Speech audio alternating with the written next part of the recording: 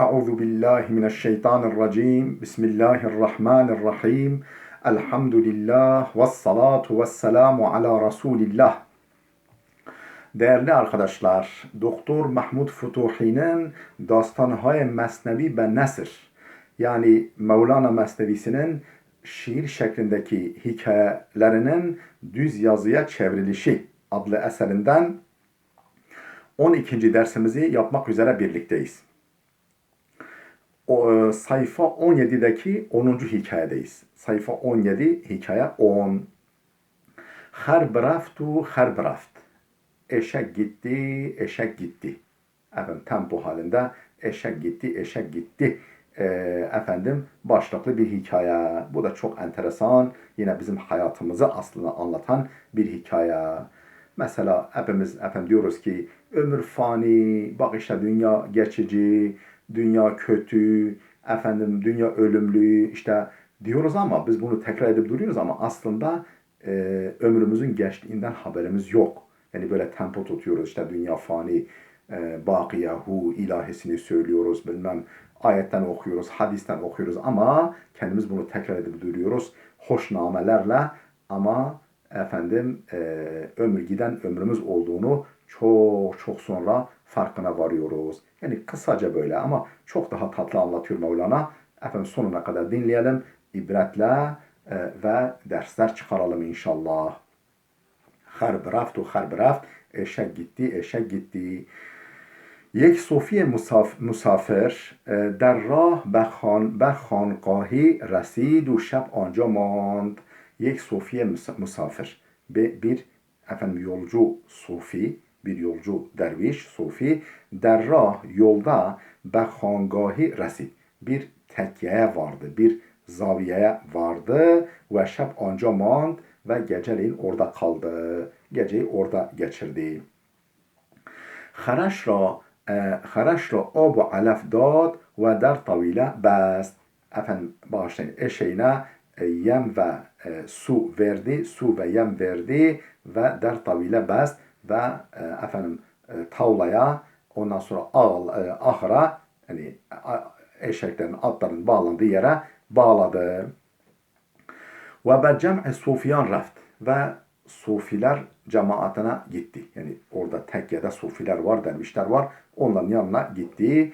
Sufiyan fakiru guresne budend. Sufiler, dervişler fakir ve aç idiler. Yani ne olur derviş zaten bir şey yok. Fakir ve aç idiler. Az fakr ki kufru bi imani be dumbal darat. O fakirlik ki küfür ve imansızlığı peşinden getiriyor. Fakirlik, hani Peygamberimizin hadisinde de var ya, fakirlik küfre yakındır. Neredeyse adamı Allah korusun dinden çıkaracak. Fakirlik öyle kötü bir şey. Es fakr, vay fakir, fakirlikten ki kufru bi iman be dumbal darat. Küfür ve imansızlığı peşinden ardından getiriyor. Sofiyan punhani خر مسافر را فروختند. Sofiler, dervişler pinhani, gizli خر مسافر را فروختند. Misafirin eşeğini sattılar ve gıza ve hurdani خریدند. Gıda ve yiyecekler satın aldılar. Ve an şeb ceşn-i mufassali berpa kerdند. O gece böyle etraflı, coşkulu bir eğlence düzenlediler. Etraflı böyle çok yönlü bir eğlence düzenlediler. Musafir hasta ra ihtiram besyar kerdند. Musafir hasta ra, yani yorgun, hasta burada yorgun anlamında, yorgun misafire ihtiram besyar kerdند. Çok saygı gösterdiler. Çok hürmet, izzet, ikram gösterdiler. Ve az an hurdaniha hurdand. Ve o yiyeceklerden ona da yedirdiler.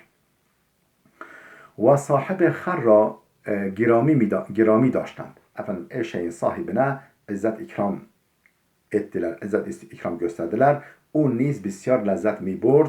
O da yani çok lezzet, haz aldı, lezzet aldı, zevk aldı o geceden. Pes es gaza, yemekten sonra raksu sema ağaz kerdend. Raks, yani böyle raks etme, oynama ve sema.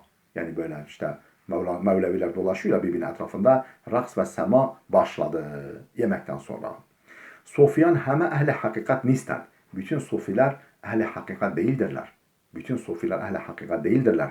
Az hezaran ten yeki ten sofiyend bakiyan der devlet o mizinet. Ne kadar güzel şey, yani bir beyit veriyor ama harikulade bir şey, bir beyit.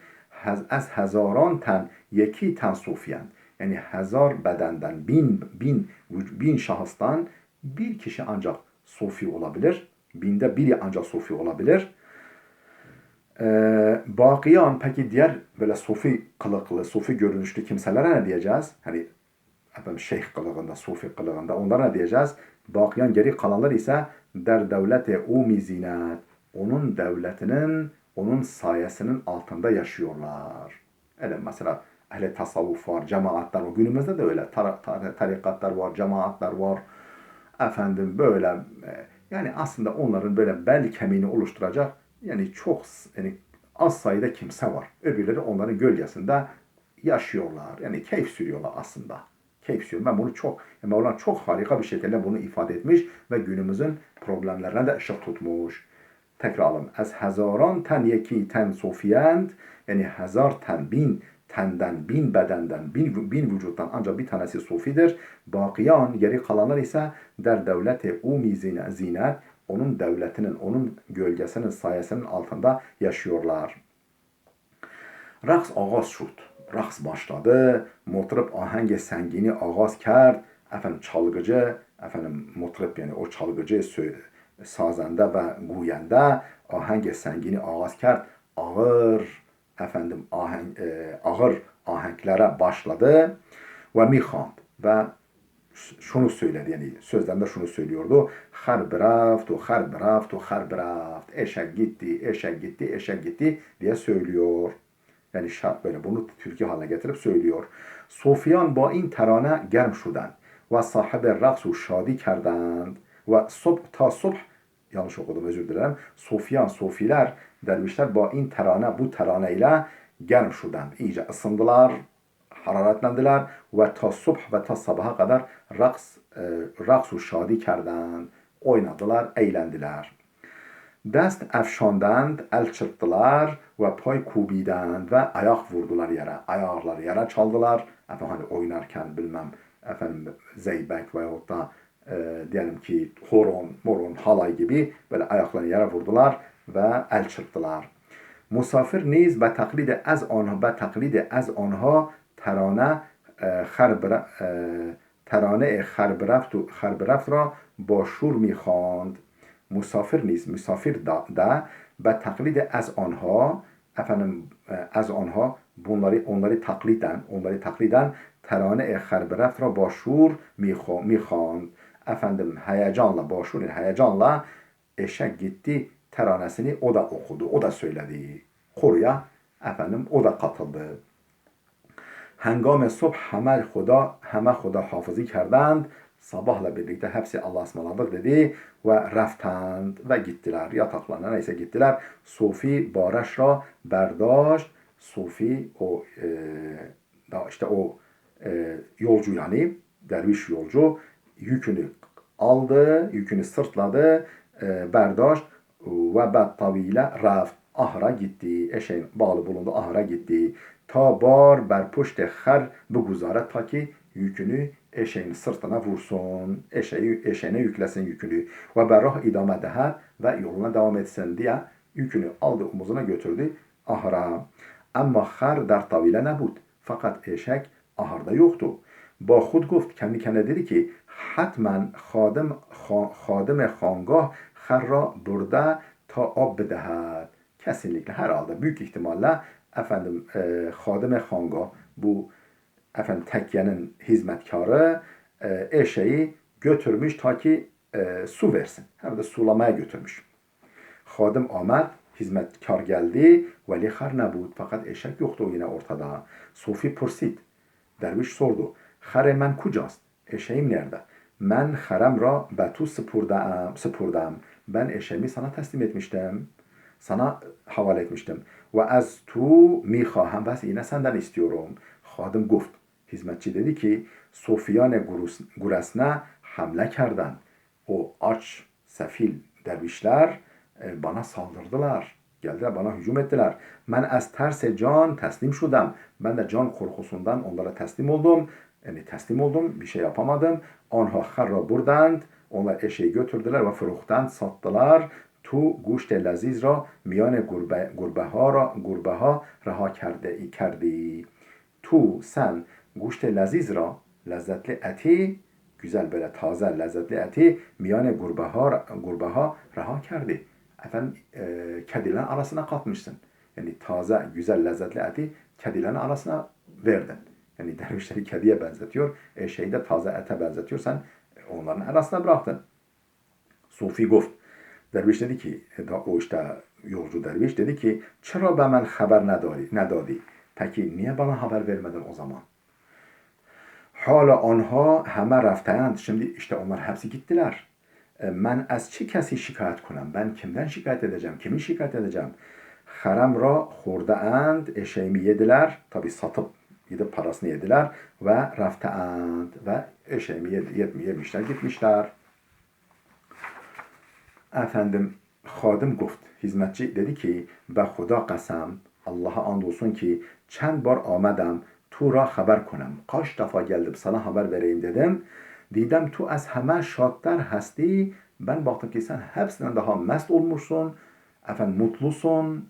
Efendim kendinden geçmişsin ve bülentler az همه میخواندی ve herkesten daha yüksek sesle şunu söylüyorsun, şunu tekrar ediyorsun. Harb raftu harb raft. Eşek gitti, eşek gitti. Sen kendin bunu yani herkesten daha mutlu bir şekilde daha yüksekçe bu sözü sen de söylüyordun. Ben dedim herhalde eşeğin gittiğinden haberi var.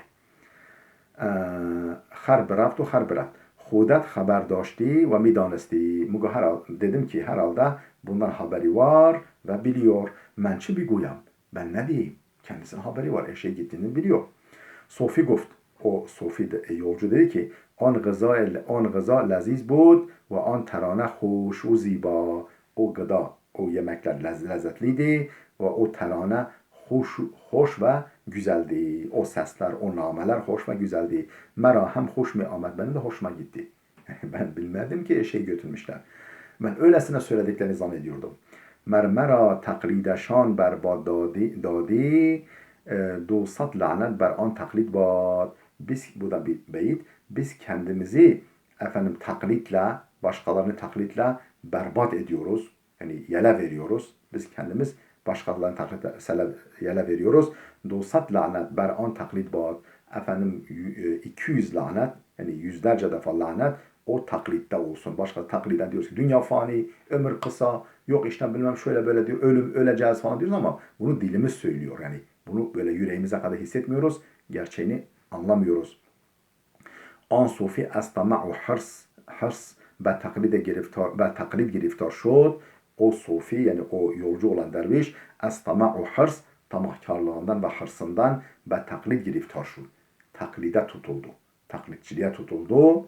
Taklitçilik hastalığına tutuldu. Ve hırs akl ura ve hırs akl ura kur kard. Ve hırs açgözlülük onun aklını kör etti. Efendim ne kadar güzel anlatıyor Mevlana. Allah kendisinden razı olsun. Efendim gelecek dersimize kadar Allah'a emanet olun.